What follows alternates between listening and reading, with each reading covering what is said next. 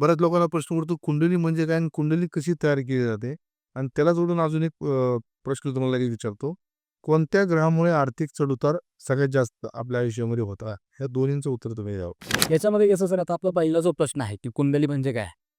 आता आजची जी जनरेशन आहे, टेक्नो सॅव्ही जनरेशन, त्यांना सोप्या शब्दात सांगायचं जर झालं ना सर, ज्यावेळेला आपण या पृथ्वीवर आलो, ज्यावेळेला आपण जन्माला आलो, त्यावेळेला कुठल्या ग्रहाची पोझिशन काय होते?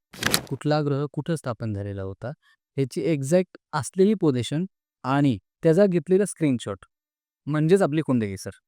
आता त्याच्या पुढचा प्रश्न सर आपला होता, की आर्थिक चढ-उतार जर आपण विचार करायचा झाला, कुठल्या एका ग्रहाच्या प्रभावाने होत नाही सर.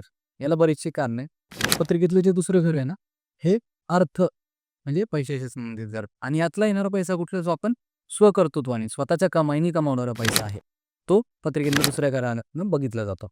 आता काही ठराविक गोष्टींमध्ये दुसऱ्या घराचा जो स्वामी असेल, हा नपद या ठिकाणी म्हणजे 8व्या घरामध्ये. 8वं घर हे सर लॉसेसचं घर आहे पत्रिकेतलं.